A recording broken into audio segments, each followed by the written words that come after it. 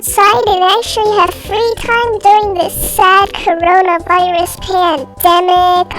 No, you have to do IXL. Okay, maybe I'm over-exaggerating a little bit, but that doesn't excuse the fact that online learning is absolute bullshit. Now, I know what you may be saying. You're just mad that you can't play video games and you actually have to do work. And to that I say, no, because in my opinion, the work is easy. In fact, a lot of it is pretty simple. For me at least, I find it not too hard. Do keep in mind that these programs and the work that's given out is going to be different. I am in middle school, so I'm probably not going to get as much work as somebody in high school or something. I'm just going to be going over the work that I get in the programs. I'm also going to be talking about how awful some of them are.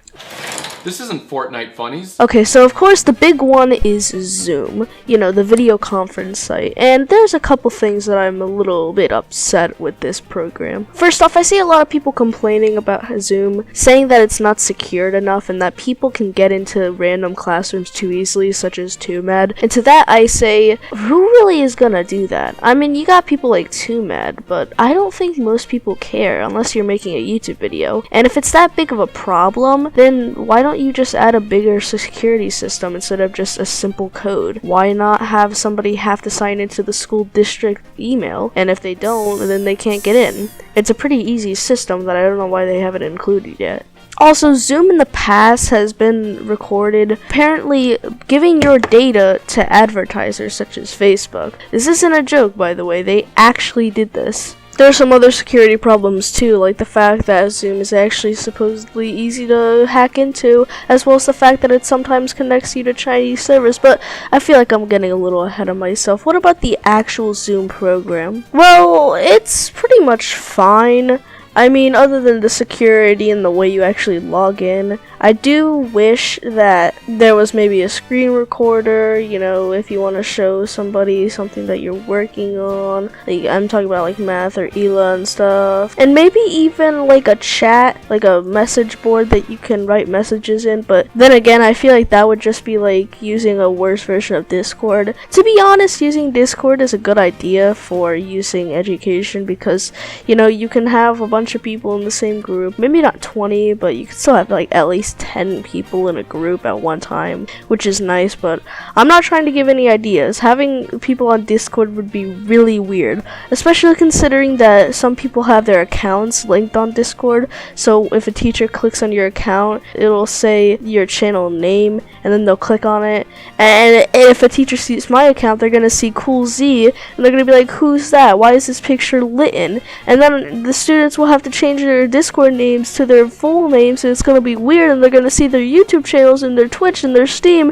and then they're gonna be like, why is this kid making a video about online learning? Wow, I'm gonna tell his parents that he's cursing. Like, what the fuck? I think I'm getting ahead of myself though. Overall, Zoom is a pretty fine platform. I just never really liked it. I just find video conferencing pretty awkward, especially with your teachers of all people. Another big online learning thing is Study Island, and I hear a lot of people complaining about Study Island. The big complaints are it's boring, or it doesn't teach you at all, or it's just an excuse for teachers to be lazy. And to be honest, none of those are really correct when you think about it. First off, Study Island, yeah, okay, it's boring, but what do you expect?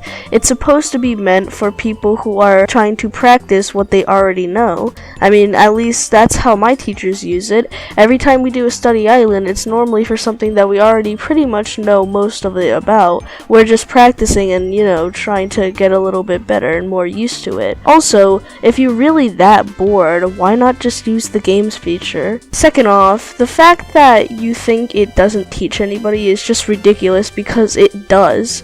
Most of the lessons, yeah, they don't teach you, but you have little lessons when selecting different sort of options, which you can go through. It's very convenient. The flashcards may not help that much, but it's nice to have these features at least. And finally, of course, it's an excuse for teachers to be lazy, which I just don't get this. I mean, teachers aren't trying to be lazy just by giving you you this. It's just another way for them to teach you something. At least Study Island actually lets you know which ones you got wrong before finishing the actual whole like little practice unit. But then we get to the absolute worst learning platform of them all. That's right, it starts with an I, ends with L. It's IXL!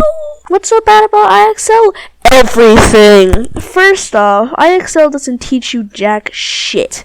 At least Study Island you can get lessons, but on IXL, no. You don't get any lessons for the work that you do. And keep in mind, there's tons and tons of lessons. That's alright, but like, there's no actual learning to any of them. They're just a bunch of random tests. Also, the actual way you do the test is completely retarded. You have to get 100 points. Sometimes you don't have to, but most of the time you're gonna have to try and get 100 points, and that'll end up making you have to answer over 50 questions. Wanna know why? Because when you get one right, you normally gain about 3 points. When you get one wrong, you lose like 10 points. It's so goddamn stupid, because if you get like a couple of them wrong, you're gonna just go all the way back to the beginning, and it's gonna take you like half an hour to finish what should be easy. Even the ones that are easy for me still take me about 2 to 3 minutes, because I have to constantly keep answering questions, because I get like 1 point each question. It's so dumb. Speaking of which, when you get to the 90 zone with 90 points, every question after that you get 1 point for. So you have to answer 10 additional questions, and if you get any of them wrong, sucks for you, fucker. You go all the way back to 80 points, because that's totally fair. I just don't get it. Why do people use this? It doesn't teach you anything. It has an awful system that just makes you waste your time for over half an hour.